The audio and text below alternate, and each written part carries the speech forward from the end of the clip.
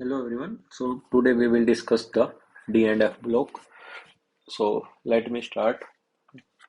Before this, you have to complete your coordination chemistry.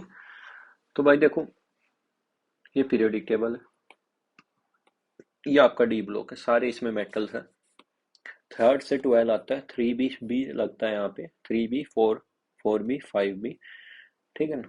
6B 7B, इसको बोलते हैं 8, जो 8 9 और 10th को मिलके बनता है, जिसको बोलते हैं 8। उसके बाद आता है 1B और 2B। क्लियर। ये है जिंक, कैडमियम, मरकरी और कॉपरनीशियम। तो ये आपके पास सिर्फ डी ब्लॉक के एलिमेंट है, क्योंकि इसमें D10 होता है इन एटॉमिक एंड आयनिक, इनको अपन ट्रांजिशन एलिमेंट नहीं बोलते। बाकी ये जितने हैं इन सबको क्या बोलते हैं, ट्रांजिशन एलिमेंट्स बोलते हैं। ट्रांजिशन एलिमेंट्स क्यों बोलते हैं, क्योंकि इनमें क्या होता है, इनका डी क्या होता है, वो D1 से डी क्या होता है, 9 होता है। क्लियर। D1 से क्या होता है, डी 9 होता है। इसके बाद देखो यार, है ना, एक्सेप्शन तो आपको पता ही है, जो है वो है। उसके अलावा क्या है कि इनकी कॉन्फ़िगरेशन में भी क्या आता है, एक्सेप्शन आता है। जैसे नियोबियम है, एटॉमिक नंबर 41 है, यही इसकी कॉन्फ़िगरेशन है। 3D सीरीज में आता है क्रोमियम मैग्नीज है 5152। तो नियोबियम की एटॉमिक नंबर भी 41 होता है, कॉन्फ़िगरेशन भी क्या होती है, 41। उसके बाद 51 आपको ट्रिक से याद रखना है, 51। उसके बाद है 61, 71, 81। ये एटॉमिक नंबर नहीं है, ये कॉन्फ़िगरेशन है। 81 का मतलब 4D8 5S1, फिर 100 101 102। क्या मेरी बात है, 102 के नीचे 102, 101 के नीचे 101, 100 के नीचे 91। क्लियर है, बाकी सब में कोई दिक्कत नहीं। तो चलिए भाई स्टार्ट करते हैं। पेन अल्टीमेट सेल क्या होती है, N-2। प्री पेन अल्टीमेट या एंटी पेन अल्टीमेट क्या होती है, N-2। ये आपको पता ही। तो जनरल इलेक्ट्रॉनिक कॉन्फ़िगरेशन क्या होती है, NS0 से 2। जीरो किस में रहेगा, पैलेडियम में, PD में। N-1 D1 से 10। Those element in which last electron enter कहाँ हो, पेन अल्टीमेट डी सेल, उसको क्या बोलते हैं, डी ब्लॉक के एलिमेंट। डी में एंटर होगा तो किसको बोलेंगे, डी ब्लॉक के एलिमेंट बोलेंगे। ट्रांजिशन क्यों बोलते हैं, क्योंकि ये क्या करते हैं, ट्रांजिशन का काम करते हैं, एस प्रॉपर्टीज को एस से पी में भेजने। Generally D block element are known as transition metals. Transition metals बोल दो या एलिमेंट, एक ही बात है, क्योंकि मेटल्स हैं सारे, वही सारे एलिमेंट भी। क्योंकि देयर प्रॉपर्टीज जो है वो लाई करती है एस और पी ब्लॉक, किसको छोड़ के, जिंक, कैडमियम, मरकरी, कॉपरनीशियम, ये ट्रांजिशन एलिमेंट नहीं। D block metals which have incomplete D subshell, D1 से D9 कॉन्फ़िगरेशन होगा, उसको क्या बोलेंगे, transition element. Zinc, cadmium, mercury have completely filled in atomic ionic, तो उनको क्या नहीं बोलेंगे, डी डी ब्लॉक एलिमेंट बोलेंगे, ट्रांजिशन एलिमेंट नहीं बोलेंगे। ठीक है। जैसे कॉपर +2 है, तो यहाँ 3D9 है, 4S1, इसको क्या बोलेंगे, ट्रांजिशन एलिमेंट बोले। नेक्स्ट फिजिकल प्रॉपर्टी, सबसे पहले प्रॉपर्टी आती है जनरल कैरेक्टरिस्टिक, डक्टाइल होते हैं, मेलिबल होते हैं, हार्ड होते हैं, ये सारी बातें आपने पढ़ा। नेक्स्ट आता है मैग्नेटिक नेचर। तो मैग्नेटिक नेचर मतलब जितने ज्यादा अनपेड इलेक्ट्रॉन होंगे उतना ज्यादा क्या होगा, स्पिन ओनली मैग्नेटिक मोमेंट होगा, पैरा मैग्नेटिक नेचर ज्यादा होगा। क्लियर है। यहाँ यहाँ से यहाँ जाने पे, यहाँ से मैग्नीज तक जाने पे अनपेड इलेक्ट्रॉन कितने हैं, 5। बाकी Fe से आगे जाने पे अनपेड इलेक्ट्रॉन दोबारा डिक्रीज हो रहे हैं। तो यहाँ से यहाँ जाने पे तो क्या होगा, पैरामैग्नेटिक बढ़ेगा, म्यू एस बढ़ेगा, आगे म्यू एस क्या होगा, घटेगा। ओनली जिंक है जो कैसा है, डायामैग्नेटिक है, बाकी सारे कैसे हैं, पैरामैग्नेटिक। क्या मेरी बात क्लियर है। जो ये म्यू होता है, ये होता है म्यू एस प्लस म्यू ओ। यहाँ म्यू ओ क्या होता है, ऑर्बिटल एंगुलर मैग्नेटिक मोमेंट, जो क्या होता है, जीरो। तो यहाँ सिर्फ क्या होता है, म्यू एस, वो क्या बताता है, म्यू को बताता है। तो अगर इन सब में सबसे ज्यादा अनपेड इलेक्ट्रॉन यहाँ है, तो इसका म्यू भी क्या होगा, सबसे ज्यादा हो। क्लियर। ये क्वेश्चन है, स्टेबिलिटी बतानी है, +2 में सबसे ज्यादा होगी मैग्नीज की, फिर Fe, फिर Cr, और फिर क्या होगा, Co। नेक्स्ट आता है मेल्टिंग पॉइंट। जो मेल्टिंग पॉइंट होता है वो डायरेक्टली प्रोपोर्शनल होता है अनपेड इलेक्ट्रॉन, जिसमें जितने ज्यादा अनपेड इलेक्ट्रॉन होंगे उसका मेटेलिक बॉन्ड उतना ज्यादा होगा। अगर मेटेलिक बॉन्ड ज्यादा होगा तो लैटिस क्या होगा, स्ट्रॉन्ग बनेगा, क्योंकि भाई डी ब्लॉक के तो मेटेलिक बॉन्ड ज्यादा बनाएंगे, अनपेड इलेक्ट्रॉन है, भाई अनपेड ज्यादा है तो ज्यादा बॉन्ड बनाने की कोशिश करेंगे, ज्यादा बॉन्ड बनाने की कोशिश करेंगे, मतलब मेटेलिक बॉन्ड बनाएंगे। तो लैटिस कैसा बनेगा, स्ट्रॉन्ग। और लैटिस स्ट्रॉन्ग बनेगा मतलब मेल्टिंग पॉइंट क्या होगा, बढ़ेगा। और मेल्टिंग पॉइंट बढ़ेगा मतलब टेम्परेचर बढ़ रहा है, तभी तो ज्यादा टेम्परेचर लगेगा। क्लियर। तो 3D सीरीज में देखो, number of unpaired electron sorry manganese बोल दिया था क्या मैंने, सबसे ज्यादा सीआर का होगा, सॉरी सॉरी, 6 अनपेड है ना, तो यहाँ से यहाँ तक क्या होगा ज्यादा, फिर आगे क्या होगा डिक्रीज होगा, है ना। देखो सबसे ज्यादा क्या है अनपेड इलेक्ट्रॉन यहाँ पे, सीआर क्रोमियम के 6, तो इसका क्या होगा सबसे ज्यादा होगा, और इसका क्या होगा कम होगा, ठीक है। यहाँ से यहाँ जाने पे बढ़ेगा और यहाँ से यहाँ जाने पे घटेगा, ठीक है, ये मैंने बता ही दिया। In 3D series, as we move from left to right, the melting point increases up to chromium and the number of unpaired electron increases. From manganese to zinc, as number of unpaired electron decreases, so their melting point decreases. Clear? तो maximum melting point क्या है, chromium, molybdenum, tungsten, zinc, cadmium, mercury का क्या होगा minimum, सबसे कम किसका होगा mercury का, क्योंकि क्या होता है लिक्विड टेम्परेचर होता है, ग्रुप 12 में सबसे कम इसका होगा। अब टॉप टू बॉटम जाने पे नंबर ऑफ डी इलेक्ट्रॉन बढ़ेंगे, सिग्मा घटेगा, जेड इफेक्टिव बढ़ेगा, मेटालिक बॉन्ड स्ट्रॉन्ग बनेगा, लैटिस स्ट्रॉन्ग बनेगा, तो मेल्टिंग पॉइंट भी बढ़ेगा। 3D सीरीज में क्रोमियम का है, बट पूरे डी ब्लॉक में सबसे ज्यादा किसका है, टंगस्टन का है, वो यार ध्यान रखना। अनपेड इलेक्ट्रॉन में गलती से बोल दिया यार, 5 या 6 है ना, तो इसका ज्यादा होगा। मैक्सिमम मेल्टिंग पॉइंट क्या है W, मिनिमम मेल्टिंग पॉइंट क्या है Hg, ये आपको पता ही, क्लियर है, बोलो हाँ है ना। उसके बाद देखो मैग्नीज और technetium show exceptionally low melting point due to their half filled, जो मैग्नीज है उसकी हाफ फील्ड है, हाफ फील्ड कॉन्फ़िगरेशन है, तो क्या होगा वो स्टेबल है, स्टेबल है तो वो क्या होगा बॉन्ड बनाना नहीं चाहेगा, बॉन्ड नहीं बनाना चाहेगा तो वीक मेटेलिक बॉन्ड होगा, इसलिए उसका क्या है हाई आयनाइजेशन एनर्जी। क्या मेरी बात क्लियर है? यहाँ 5 अनपेड है, यहाँ अनपेड कितने 4, फिर भी किसका ज्यादा Fa का, तो देखो स्कैंडियम से क्रोमियम तो ज्यादा है ही, पर फिर ज्यादा कम किसका हो गया मैग्नीज का, और Fe का क्या है ज्यादा, तो देखो मैग्नीज का कम है, Fe का ज्यादा है, पर Fe का Cr से क्या है कम है, नीचे जाएगा जिंक।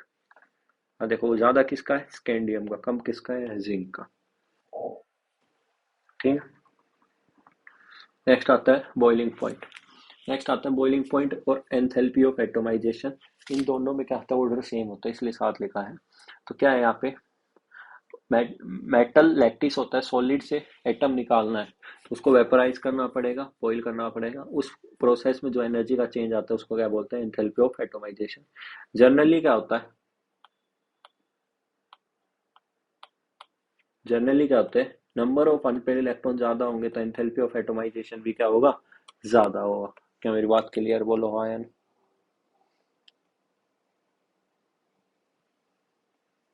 आगे देखो भाई, तो एंथैल्पी ऑफ एटोमाइजेशन और बॉइलिंग पॉइंट का ऑर्डर क्या आएगा, सबसे कम किसका होगा जिंक का, वेनेडियम, टाइटेनियम, निकल, cobalt, iron, chromium, copper, scandium और मैग्नीशियम, और फिर क्या आएगा जिंक। तो याद रखना वतन, ये अपना ये वतन को फेंक कर क्यों साइंस मांगे जिंदगी, है ना।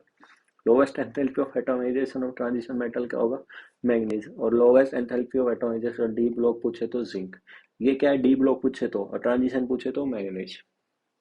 5D members have higher enthalpy of atomization as compared to 3D 4D, क्योंकि आप जाओगे ऊपर से नीचे तो जेड इफेक्टिव बढ़ेगा, सिग्मा घटेगा, तो मेटेलिक बॉन्ड भी क्या होगा स्ट्रॉन्ग होगा।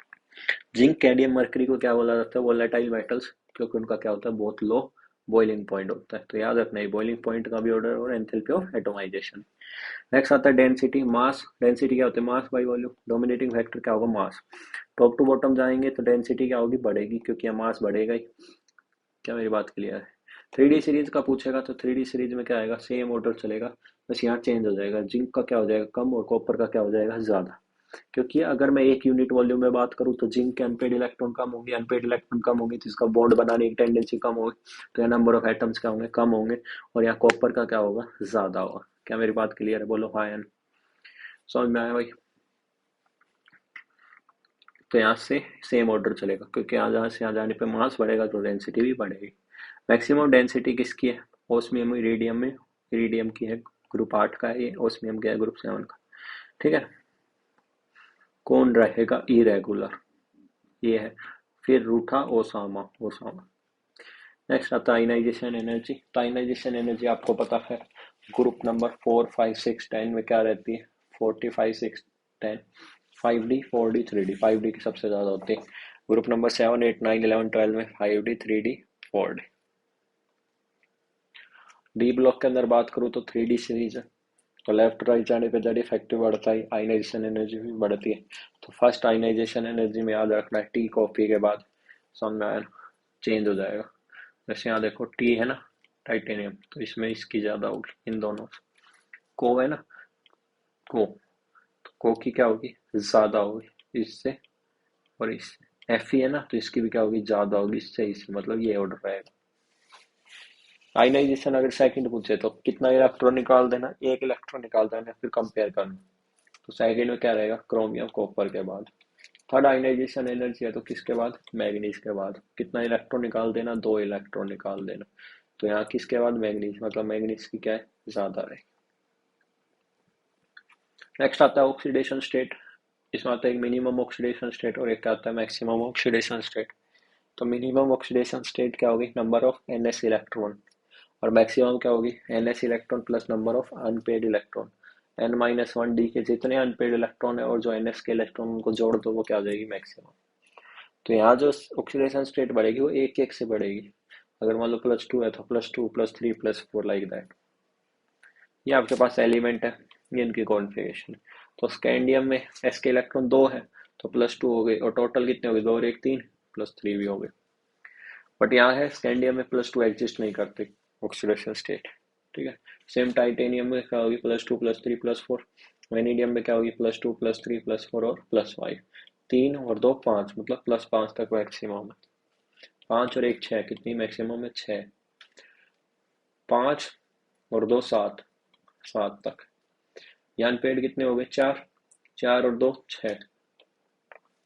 यहाँ सात है ना, तीन अनपेड हो गए, तीन और दो पाँच। यहाँ चार दो दो। अब इम्पोर्टेंट बात है स्कैंडियम +2 एग्जिस्ट नहीं करता, क्रोमियम +1 एग्जिस्ट नहीं करता, कोबाल्ट +5 एग्जिस्ट नहीं करता, कॉपर +2 एग्जिस्ट करता है, +1 तो है ही भाई यही है ना, यहाँ तो अनपेड है नहीं, +1 के साथ +2 भी एग्जिस्ट करता है। जिंक +2। आपसे क्वेश्चन पूछेगा कौन सा एलिमेंट है जो वेरिएबल ऑक्सीडेशन स्टेट नहीं करता है, स्कैंडियम और जिंक। कौन सा डी ब्लॉक का एलिमेंट है, स्कैंडियम जिंक। कौन सा ट्रांजिशन मेटल है जो एक ही ऑक्सीडेशन स्टेट करता है वेरिएबल नहीं करता, स्कैंडियम। जिंक नहीं आएगा क्योंकि जिंक का ट्रांजिशन नहीं है, याद रहेगा। Fe+6 किसमें शो करता है, FeO4 2 नेगेटिव ओनली, जो भी आपके शायद काम इतना आएगा नहीं। Scandium zinc do not show variable oxidation state. Maximum range of oxidation state manganese. Maximum oxidation state manganese, manganese की 7 तक है, सबसे ज्यादा रेंज भी है और सबसे ज्यादा नंबर भी। समझ में आया? इसके बाद भाई ये क्वेश्चन नहीं है आपको करने, मेरे को बताने की कोई जरूरत नहीं है ना, कर लेना देख देख किसमें से। नेक्स्ट आता है 4D और 5D members can show higher oxidation state. सही बात है, क्यों, क्योंकि वहाँ क्या होगा इजीली इलेक्ट्रॉन निकाल पाएगा। दूसरा क्या है osmium can exist +8 oxidation state भी शो कर सकता है। अब देखो डी ब्लॉक में ऑक्सीडेशन वेरी कितने से करती है, एक से। पी ब्लॉक में कितने करती है, दो से। On moving down the group stability of HOS क्या होगी बढ़ेगी। On moving down the group stability of lower oxidation state बढ़ती है, क्यों, इनर्ट पेयर इफेक्ट। क्योंकि यहाँ डाउन द ग्रुप जाने पे मेटेलिक करेक्टर बढ़ेगा, और मेटेलिक करेक्टर बढ़ेगा तो क्या होगा जल्दी इलेक्ट्रॉन लूज करेगा, ज्यादा पॉजिटिव चार्ज आएगा, ऑक्सीडेशन स्टेट बढ़ेगी। नेक्स्ट आता है स्टेबिलिटी ऑफ ऑक्सीडेशन स्टेट।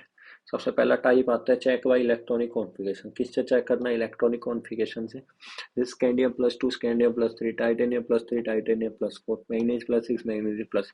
इन सब में D1 इनमें D0 इनर्ट गैस कॉन्फ़िगरेशन है ज्यादा स्टेबल। निकल +2 Pt +2, तो निकल +2 और Pt है, निकल ऊपर है Pt नीचे है, ऊपर वाला लोअर में ज्यादा स्टेबल है, नीचे वाला हायर में ज्यादा स्टेबल है, इसलिए लोअर वाली है तो ये ज्यादा स्टेबल। दूसरा इन दोनों की आयनाइजेशन एनर्जी, दो इलेक्ट्रॉन निकालना है, दो क्या है कम है, तो कम है मतलब जल्दी इलेक्ट्रॉन निकल जाएगा, इसलिए क्या है स्टेबल ज्यादा है। निकल +4 Pt+4, इजीली इलेक्ट्रॉन कहाँ निकलेगा, Pt+4 है।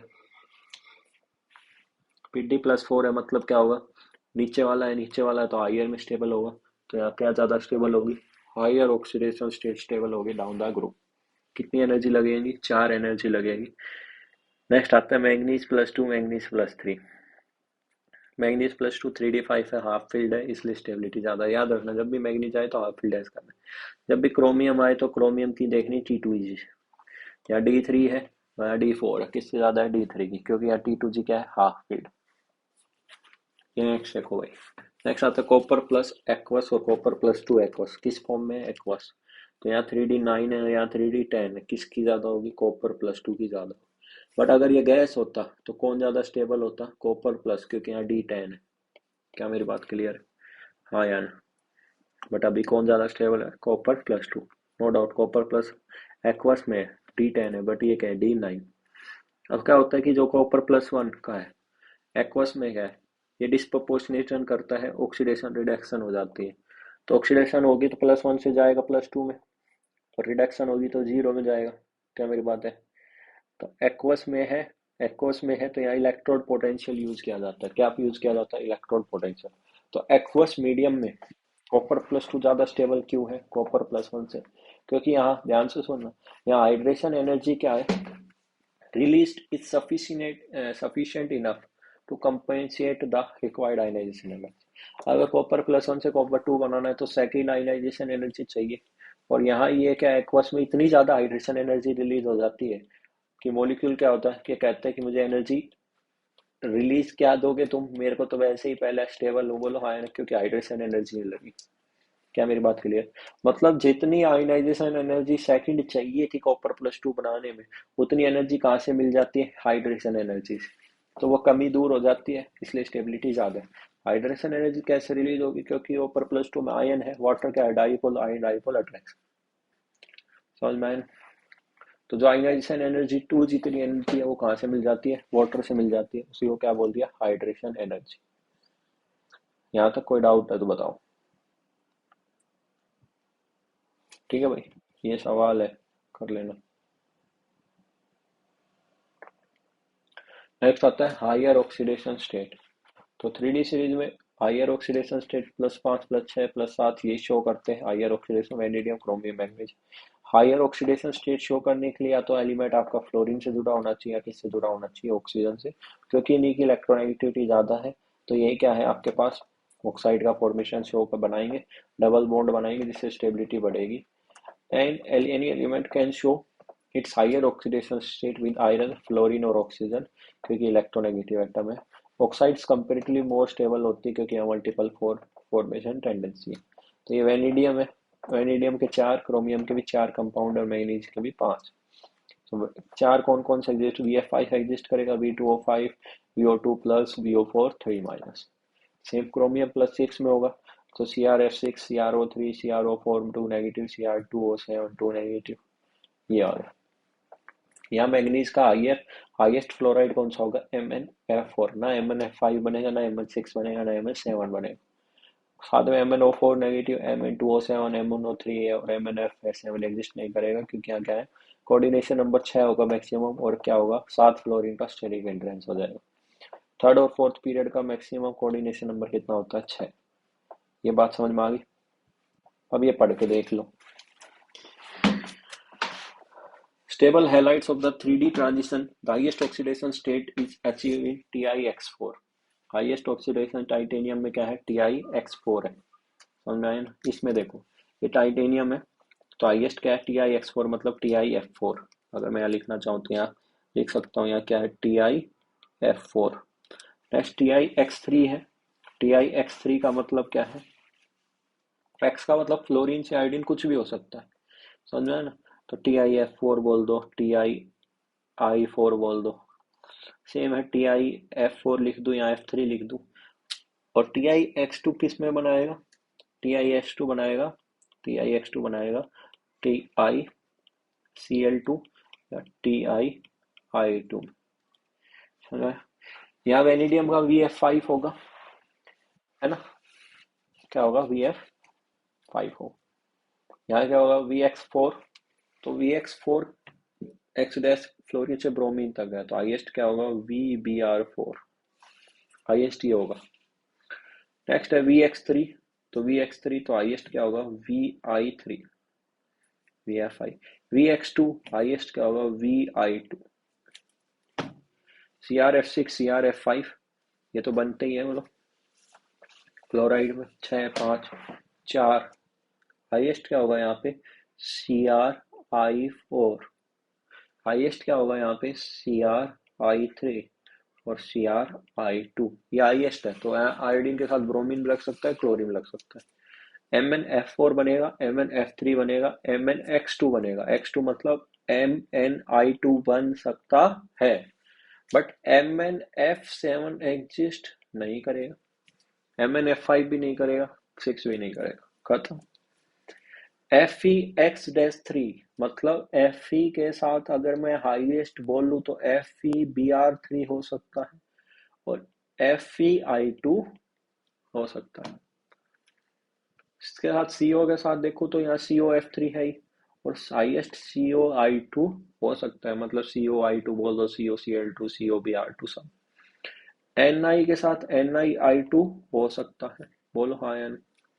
कॉपर के साथ X2 मतलब डैश, मतलब आपके पास सिंपल सी बात है, कॉपर के साथ F2 हो सकता है, आई तो वैसे नहीं हो सकता +2, और कॉपर के साथ X3 मतलब CuCl हो सकता है, ठीक है। जिंक के साथ ZnI2 हाईएस्ट हो सकता है, ये मैंने हाईएस्ट वगैरह बता रहा, ठीक है भाई। ये देखो, the ability of fluorine to stabilize the higher oxidation state is due to the either lattice energy, and in case of COF3, or the high bond energy in terms of covalent compound VF5 और CrF6। तो उनकी stability ज्यादा क्यों है? High covalent मतलब high bond enthalpy, bond energy का। V का है, V रहा ये, V+5 represented by only VF5, VF5 +5 में VF5 होगा, +6 में तो यहाँ होता ही नहीं, यहाँ +4 है, ये +5 है, ये +6 है, ये +7 है, ठीक।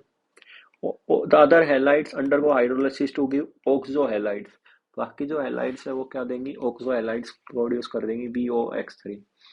Another fillers of the fluorides in their instability in low और ऑक्सीडेशन स्टेट, तो यहाँ फिर V में क्या बनता है? VX2, X क्या है? क्लोराइड, ब्रोमाइड और आयोडाइड, बोलो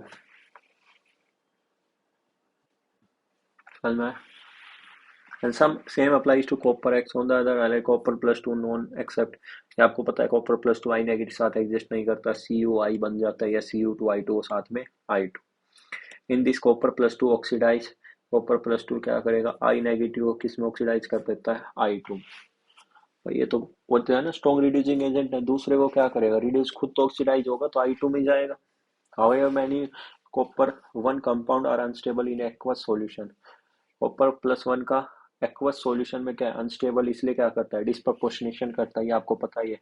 कॉपर +1 क्या है? अनस्टेबल है, कॉपर +2 ज्यादा स्टेबल है एक्वस में, नो डाउट। ये कॉपर +1 D10 है, फिर भी the stability of copper +2 whether than copper +1 is due to the much more delta H, hydration energy ज्यादा निकलती है copper +2 than copper plus, which more than the compensate the second highest. समझ में आया? क्या बोला मैंने? कॉपर +2 की स्टेबिलिटी कॉपर +1 से ज्यादा क्यों है? क्योंकि यहाँ क्या है? मोर डेल्टा एच निकलता है, मतलब हाइड्रेशन एनर्जी ज्यादा है कॉपर +2 की, किससे? कॉपर +1 से। इतनी ज्यादा है जो क्या करती है? सेकंड आयनाइजेशन एनर्जी को कंपनसेट कर देती है। बोले कि इतनी एनर्जी चाहिए सेकंड दूसरा इलेक्ट्रॉन निकालने के लिए, वो कहाँ से मिल जाती है? Hydration. The ability of oxygen to stabilize the highest oxidation state is demonstrated in the oxides। Oxides बनेंगे। The highest oxidation number in oxides coincides with the group number and it attained in Sc2O3 to Mn2O7। Beyond group 7, no higher oxides of Fe above Fe2O3 are known, although ferrate VO4 2 negative are formed in alkaline medium, but they radically decompose to Fu2O3 and O2। ये देखो, Fe ferrets की 6 oxidation state है, FeO4 2 negative, अरे तेरे भाई sorry मैंने सब लिखा हुआ है, फ्लो में आ गया, FeO4 2 नेगेटिव, पर ये फेरेट के अंदर ये ज्यादा स्टेबल नहीं है। बहुत इंपॉर्टेंट लाइन है ये, पहले बता रहा हूँ, समझ में आया ना? क्या लिखा है? Beyond group 7 no higher fluorides of Fe above Fe2O3 are known, although ferrates FeO4 2 negative are formed in alkaline medium but they decompose to form Fe2O3 and O2। क्या बोल रहा है ये बोल रहा है FeO4 2 नेगेटिव डिकम्पोज हो जाती है Fe2O3 प्लस O2 में।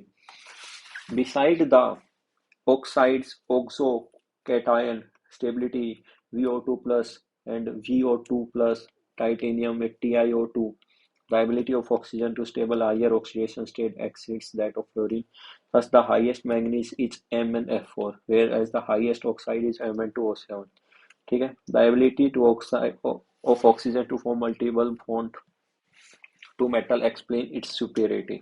In covalent bauxite Mn2O7, each manganese is tetrahedrally surrounded. MnO-Mn का ब्रिज बॉन्ड होता है. सात आ गए ना तो MnON का बॉन्ड होगा. And tetrahedral MnO4 is are known as P5Cr Mn5 Mn6 और Mn7. KMnO4 वगैरह इसकी बात कर. ठीक है. तो इनके ऑक्साइड्स बताइए. यहाँ स्कैंडियम में +3 है, टाइटेनियम में TiO2 रहेगी, वेनेडियम V2O5 रहेगी, क्रोमियम CrO3 रहेगी, Mn में Mn2O7 रहेगी, Fe में Fe2O3 रहेगी, CuO Cu2O ZnO. ये बात. नेक्स्ट देखो भाई. ठीक है ना. MnF4 बताई दिया हमें. नेक्स्ट आता है ऑक्सीडेशन स्टेट +1 +2 +3. अगर कभी भी ऑक्सीडेशन स्टेट +1 +2 +3 है, वो कैसी रहेगी? बेसिक. +4 है तो कैसी रहेगी? एम्फोटेरिक. +5 6 7 ये पहले बताया. अगर +5 6 7 होगी तो हमेशा क्या होगी? एसिडिक. एक्सेप्ट ध्यान रखना है Cr2O3 +3 है, बेसिक होनी चाहिए, बट होती कैसी है? एम्फोटेरिक. अगर एसिडिक नेचर पूछो तो जितना ज्यादा ऑक्सीडेशन स्टेट उतना एसिडिक नेचर ज्यादा, इसलिए CrO3 फिर Cr2O3 फिर CrO. सेम Mn2O3 एसिडिक है, ये एम्फोटेरिक हो गया और ये कैसा हो गया? बेसिक हो गया. +4 है तो कैसा है? एम्फोटेरिक है, इंटरमीडिएट है. तो याद रखना 1 2 3 कैसा है? बेसिक है. Cr2O3 कैसा है? एम्फोटेरिक है. +3 का है बट कैसा है? Amphoteric.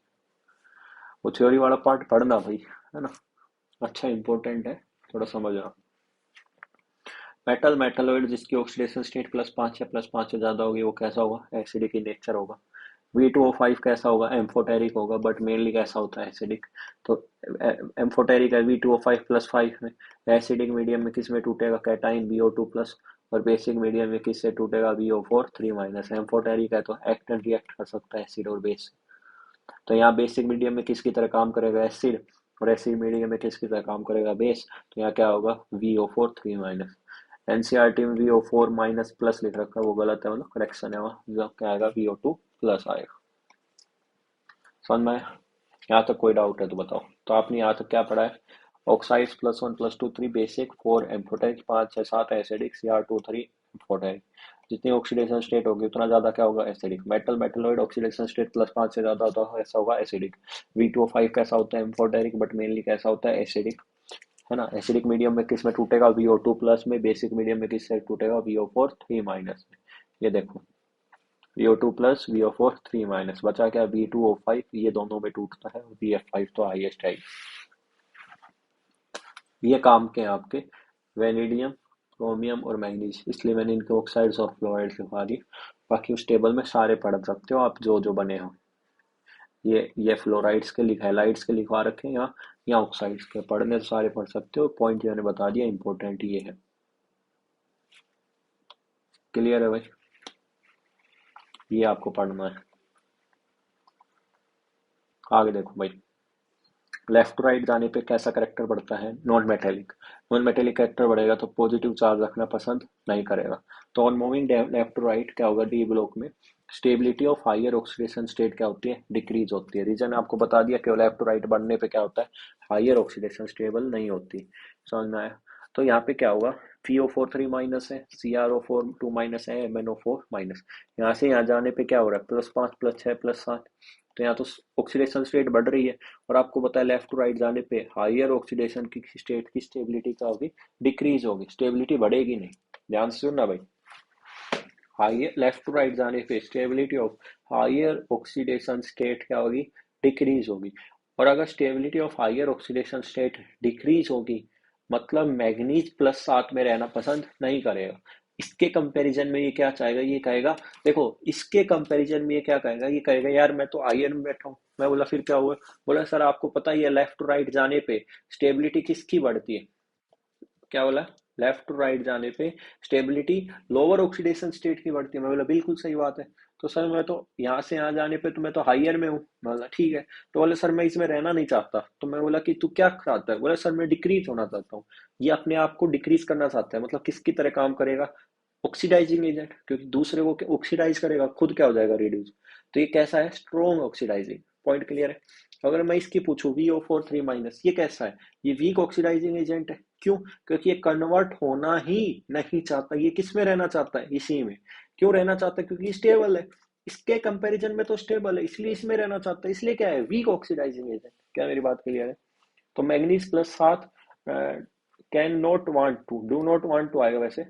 Do not want to, can not want to remain in +7। Do not want to आएगा वैसे, do not want to remain in +7। थोड़ा इंग्लिश हो गया गड़बड़, समझ में आया ना? डू नॉट वांट टू, अभी लिख देते हैं, क्या बात हो गई, इंग्लिश तो अपनी। Do not, do not want to remain in +7, so it converts, किसमें कन्वर्ट हो गया? लोअर वाली में। जल्दी कन्वर्ट होता है इसलिए क्या? स्ट्रॉन्गर। यहाँ तक समझ में आए? On moving down the group किसकी स्टेबिलिटी बढ़ती है? Higher oxidation state. अब ये मैंने क्रोमियम के लिखे हैं, क्रोमियम, मोलिब्डेनियम, टंगस्टन, बोलो हाँ या ना? क्या मेरी बात क्लियर है? और ये मैंने किसके लिखे हैं? मैग्नीज वाले, मन तक रे। तो ये +7 +7 +7, ये प्लस है प्लस है प्लस है। आपको पता है टॉप टू बॉटम जाने वाला क्या है? +7 में रहना पसंद करेगा, बट ऊपर वाला +7 में रहना पसंद नहीं करेगा। तो ये नीचे वाले क्या है? ये दोनों वीक ऑक्सीडाइजिंग है, कन्वर्ट होना ही नहीं चाहते। रहना किस में चाहता है? +7 में। बट ये रहना चाहेंगे क्या? नहीं। तो ये क्या होना चाहेंगे? कन्वर्ट होना चाहेंगे। अगर ये कन्वर्ट होना चाहेंगे तो ये किसकी तरह काम करेंगे? Strong oxidising agent. तो stability of higher oxidation state top to bottom जाने पे बढ़ेगी, इसलिए इसमें कन्वर्ट होना चाहिए। करोड़ों मोल वाली मन तक रे, समझ में आया ना? ये मैंने बता ही दिया। कॉपर +2 एग्जिस्ट नहीं करता, कोऑर्डिनेशन केमिस्ट्री में पढ़ लिया आपने। नेक्स्ट आता है भाई कॉम्प्लेक्स फॉर्मेशन, आपने डी ब्लॉक में पढ़ लिया। Small size of metal ion and high ionic charge, ability of D orbital, coordination complex बनाने की टेंडेंसी होती है। नेक्स्ट आता है अलॉय फॉर्मेशन, या बोलते हैं सब्स्टिट्यूशनल सॉलिड्स। होमोजेनियस मिक्सचर, दो और मोर मेटल्स को, उसको क्या बोलते हैं? अलॉय। ये एक मेटल, ये एक मेटल है, तो इसके इसमें चला गया, इसका इसमें चला गया, तो क्या बन गया? अलॉय बन गया। तो ये कब पॉसिबल होता है? जब मेटल का ऑलमोस्ट साइज क्या होता है? सिमिलर साइज पार्टिसिपेट करता है अलॉय फॉर्मेशन में। 10 से 15 साइज का क्या आता है? डिफरेंस आता है। जैसे अमलगम पढ़ते हैं, अलॉय किसका? Hg का है। सोडियम अमलगम हो गया तो Na.Hg आ गया। जिंक अमलगम हो गया तो जिंक Hg। अमलगम मतलब किसका अलॉय होगा? मरकरी का अलॉय हो। उसके बाद याद रखना फैकोनी PtW, ये अलॉय नहीं बनाते, मतलब amalgam do not form amalgam with Hg। Amalgam से मतलब समझ में आया? किसका अलॉय होगा? Hg का। समझ में आया? और उसमें सोडियम के साथ बना रहा है तो सोडियम अमलगम, जिंक के साथ बना रहा है जिंक अमलगम। तो ये किसके साथ नहीं बनाते? अमलगम के साथ नहीं बनाते। अमलगम क्या है? अलॉय ऑफ Hg, है ना? Do not form amalgam with Hg, क्योंकि यहाँ साइज का डिफरेंस ज्यादा है। हमें साइज का डिफरेंस कितना चाहिए? 10 से 15%। ब्रॉन्ज कैसा? Copper plus Sn। ब्रास कैसा? Copper plus zinc. याद रखना भाई, दोनों में कॉपर आ रहा है। ब्रॉन्ज में जेड आता है तो यहाँ क्या आएगा? जेड नहीं आएगा, ऐसा ऐसा आएगा। ब्रास में ऐसा आता है तो यहाँ क्या आएगा? Z. Copper plus tin, copper plus zinc. Bell metal में भी कॉपर प्लस टीन सेम है। गन मेटल में कॉपर भी होगा, टीन भी होगा, जिंक आ जाएगा। और जर्मन सिल्वर, कॉपर, जिंक और निकल आ जाएगा। Ni आता है सिल्वर में, यहाँ निकल आ जाएगा। गन में N आता है, यहाँ Sn आ जाएगा। कॉपर प्लस जिंक तो रहेगा ही। बेल मेटल ब्रॉन्ज जैसी दिखती है तो कैसी रहेगी? Copper plus zinc. समझ में आया ना? याद रखोगे ब्रॉन्ज मेटल और इसमें सेम है, बस कंपोजिशन फर्क है। कॉपर 80 है, टिन 20। याद कैसे रखोगे? जैसे ब्रॉन्ज मेटल मिलता है तो बेल बजती है, बोलो, है ना? और बेल बजती है तो दोनों की बातें एक जैसी रहेगी। नेक्स्ट आता है इंटरस्टीशियल कंपाउंड, मतलब neither typically ionic nor covalent, इसको बोलते हैं interstitial. When the any appropriate size of atom impurity like carbon, nitrogen, boron, nitrogen get traps interstitial void. ये मेरे पास क्या है? एक एटम्स है, और इस एटम्स में क्या है? ये वॉइड है। ये देखो, ये क्या है? एक वॉइड है। ये क्या है? वॉइड। इस वॉइड में क्या आ जाएगा? अप्रोप्रिएट साइज का छोटा सा atom, carbon, hydrogen, boron, nitrogen trap हो जाएगा, उसको बोलेंगे इंटरस्टिशियल कंपाउंड्स। तो इसका ट्रैप होने से क्या होगा? कोई स्टाइकोमेट्री तो फिक्स है नहीं, समझ में आया? इसलिए अपन ने बोला neither typically ionic nor covalent. इससे ट्रैप होने से क्या हो जाएगा? वॉइड कम हो जाएगा। वॉइड कम हो जाएंगे तो क्या होगा? मेल्टिंग पॉइंट बढ़ जाएगा। समझ में आया ना, प्योर मेटल से, क्योंकि वोइड क्या हो गया, फील्ड। उसके अलावा हार्डर हो जाएंगे प्योर मेटल से। Some borides are harder than diamond से ज्यादा हार्डर होते हैं। केमिकली कैसे हो जाएंगे, इनर्ट हो जाएंगे, क्योंकि वॉइड क्या है, भर चुकी है, तो कोई अटैक नहीं कर सकता। समझ में आया। रिटेन देयर मेटेलिक कंडक्टिविटी, ये सब प्रॉपर्टीज। ये एग्जांपल है भाई। TiC बना दिया, टाइटेनियम में कार्बन ऐड कर दिया, Mn4n Fe3H VH.56, ये आपको पता है। नेक्स्ट आता है मैग्नेटिक नेचर, डायरेक्टली प्रोपोर्शनल वही नंबर ऑफ अनपेड, तो म्यू एस का आता है under root n into n+2। जिसका मैग्नेट अनपेड इलेक्ट्रॉन ज्यादा, उसके पीछे 0.82 लगा देना, वो उसका मैग्नेटिक मूवमेंट आ जाएगा। जिसमें अनपेड इलेक्ट्रॉन ज्यादा होंगे उसका मैग्नेटिक मूवमेंट क्या होगा, ज्यादा होगा। फेरो फेरी एंटी है, ये आप सॉलिड स्टेट में पढ़ते हो, नहीं भी पढ़ते हो तो कोई नहीं, कोई जरूरी नहीं। फेरोमैग्नेटिक क्या होता है, एक्सट्रीम फॉर्म ऑफ पैरामैग्नेटिक होती है जो स्ट्रॉन्ग मैग्नेट बनाती है। Fe GdCrO2। 3D सीरीज में magnetic moment mu S plus mu होता है, बट यहाँ पे म्यू 3D सीरीज के लिए क्या होता है, जीरो होता है, इसलिए अपन म्यू एस ही देखते हैं। क्लियर है भाई, बोलो। उसके बाद ये भाई कलर है, ये कलर किसके कॉन्फ़िगरेशंस के कलर है भाई। और ये सारे कलर एक्वस एक्वस के हैं, मतलब इन्होंने कॉम्प्लेक्स बना रखा होगा स्कैंडियम का, वाटर के साथ कॉम्प्लेक्स होगा, तो उसका स्कैंडियम+3 है, D10 है, कलरलेस होगा। टाइटेनियम+4 है, D10 है, कलरलेस होगा। टाइटेनियम+3 का पर्पल कलर है, वेनिडियम+4 का ब्लू है, इसका ग्रीन है। ये आपको याद करने हैं भाई, याद हो जाए तो ठीक है, वरना इतनी अड़क मत लेना। जिंक+2 का कैसा है, कलरलेस है। कॉपर+2 आपको पता ही है। ब्लू विट्रोल होता है, पानी होता है उसमें, तो ब्लू विट्रोल का कैसा होता है, ब्लू कलर होता है। निकल H2O के साथ रहेगा तो कैसा कलर होगा, ग्रीन। कोबाल्ट के साथ कैसा होगा, Blue+3। कोबाल्ट+2 में कैसा होगा, पिंक। ठीक है। नेक्स्ट आता है कैटालिटिक प्रॉपर्टी। कैटालिटिक प्रॉपर्टी क्या है, यूज एज कैटलिस्ट, किसकी तरह काम करेंगे कैटलिस्ट। क्यों, क्योंकि फ्री वैलेंसी होगी सरफेस के ऊपर, पहला पॉइंट। सरफेस पे क्या होगी, फ्री वैलेंसी, तो कैटलिस्ट की तरह काम करेगा। कैटलिस्ट क्या करता है, कहीं ना कहीं रेट ऑफ रिएक्शन को क्या कर देता, बड़ा, एक्टिवेशन एनर्जी को कम कर देता है, रेट ऑफ रिएक्शन को बढ़ा देता है। D block element can show catalytic activity, क्योंकि उनके पास क्या होती है, वेरिएबल ऑक्सीडेशन स्टेट होती है, इसलिए शो करते हैं। जैसे आई नेगेटिव है, साथ में क्या, H2O2 नेगेटिव, पर ऑक्सो डाइसल्फेट, मार्शल एसिड वाला है, पर सल्फेट आयन भी बोल देते हैं। ये ऑक्सीडाइजिंग एजेंट है, बहुत स्ट्रॉन्गेस्ट ऑक्सीडाइजिंग एजेंट है, तो ये ऑक्सीडाइज करेगा किसको, Fe+3 है, ये रिड्यूसिंग एजेंट है। तो यहाँ से बनेगा I2+SO4 2 नेगेटिव। मैग्नीशियम देखो भाई, Fe+3 आई नेगेटिव रिड्यूसिंग, Fe+2 भेज देगा, I2 बन जाएगा। अब Fe+2 पड़ा है, साथ में क्या डाल दिया, ऑक्सीडाइजिंग एजेंट, इसको ऑक्सीडाइज करके क्या बना देगा, Fe+2, दोबारा सल्फेट बन जाएगा। ये reaction. Colour by D transition, charge transfer LMCT, या फिर कलर आने के चांस होता है होमो ल्यूमो ट्रांजिशन। तो ये सब एक्वा कॉम्प्लेक्स एलिगेंट क्या होगा, वाटर। तो स्कैंडियम+3 हो गया, टाइटेनियम+4 हो गया, वेनिडियम+5 हो गया, इन सब में D0 होती है, कलरलेस। कॉपर+2, कॉपर+1, जिंक+2, D10 है, ये कलरलेस हो, याद हो गए, बोलो।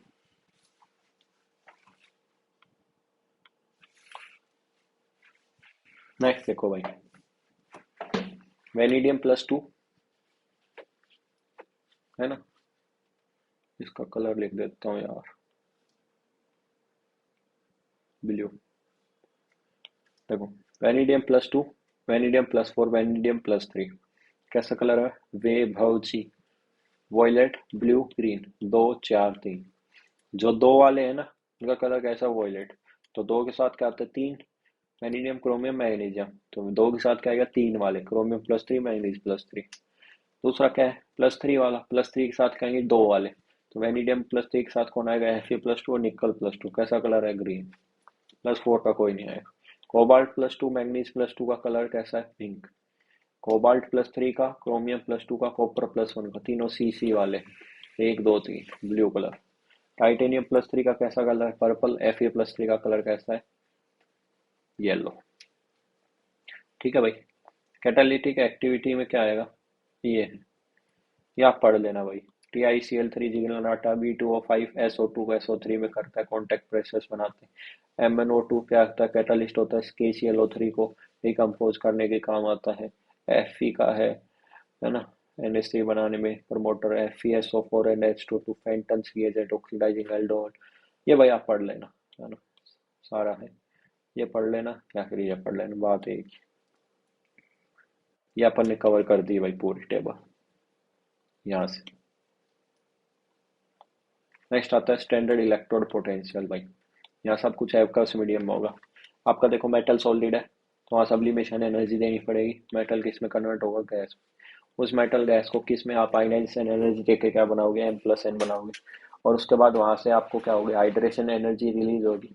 आप वाटर के अंदर कर रहे हो तो वहां से एक्वस में बन जाएगा। समझ में आया?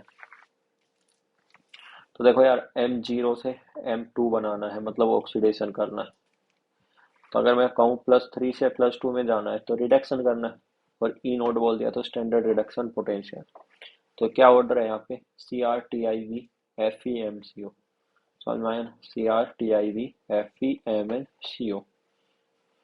है ना। ऐसे ट्रिक से आपको याद कर लेना।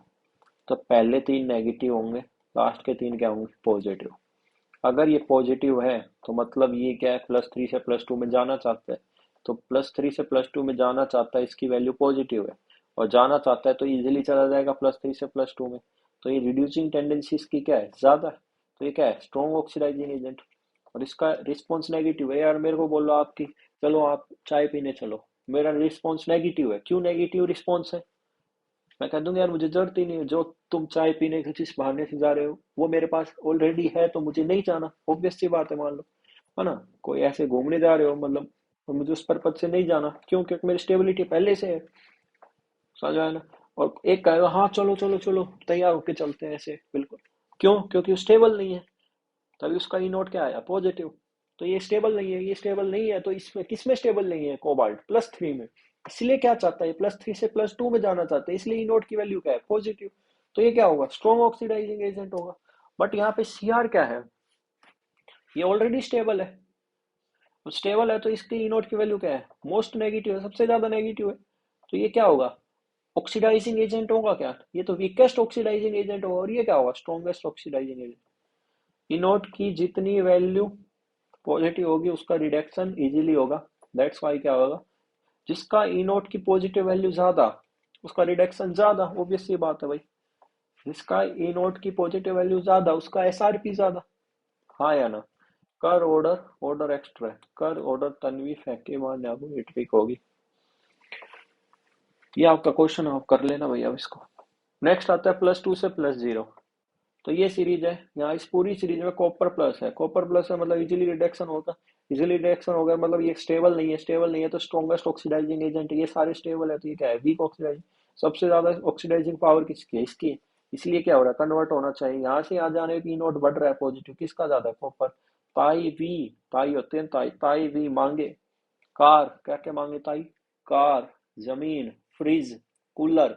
अब यहाँ तक पहुंच जाओगे तो लिख देना फिर, फैकोनी क्यों। समझ में आया ना।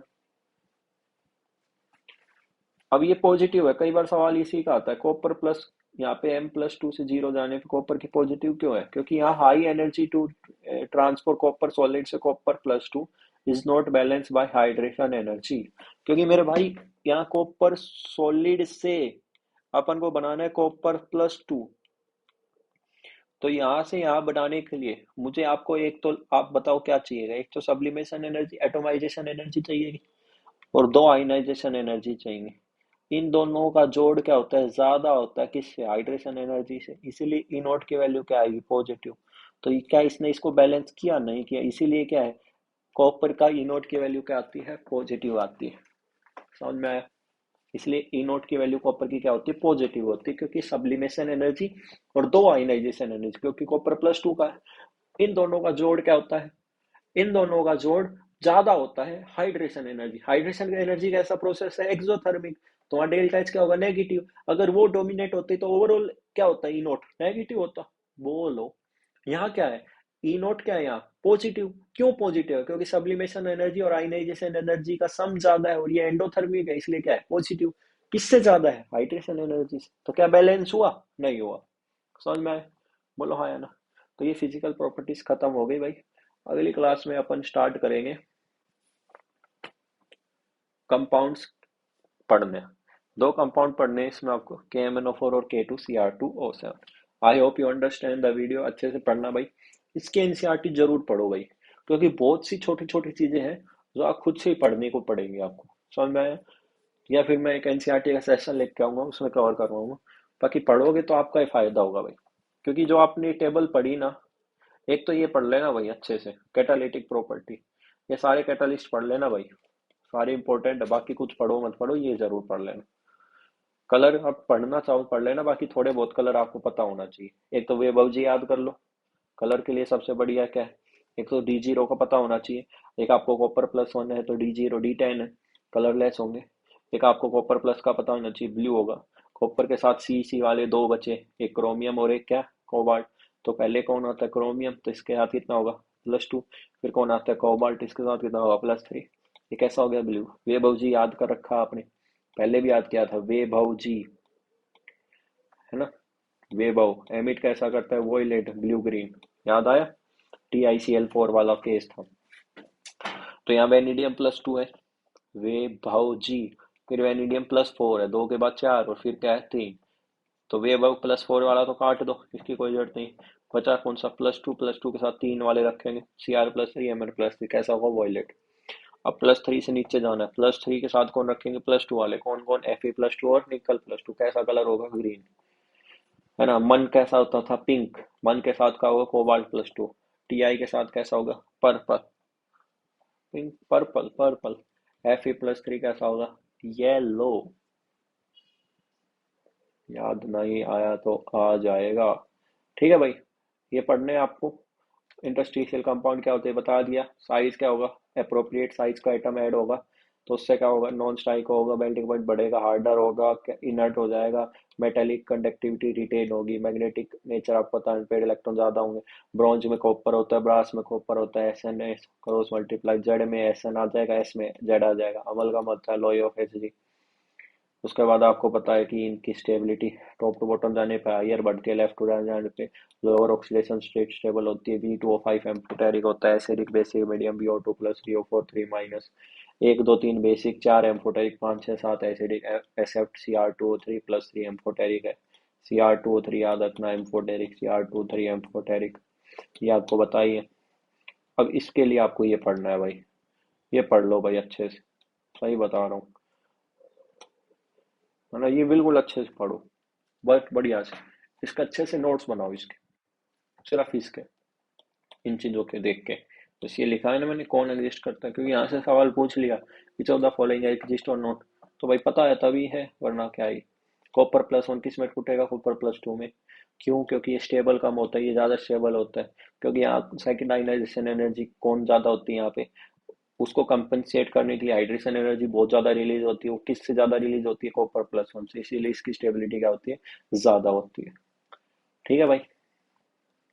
तो आई होप यू अंडरस्टैंड। यहाँ स्कैंडियम क्या होती है, एक ऑक्सीडेशन Cr+1 नहीं करता, कोबाल्ट+5 नहीं करता, कॉपर+2 एग्जिस्ट करता है। ये आपको पता होना चाहिए भाई। वतन को फेंक कर क्यों साइंस मांगे जिंदगी, ये ऑर्डर याद होना चाहिए, boiling point, enthalpy of atomization का, समझ में आया? उसके बाद अनपेड इलेक्ट्रॉन आपको बता दिया मैंने, सबसे ज्यादा किसमें होंगे, क्रोमियम में 6 होंगे, मैग्नीशियम में 5 होंगे।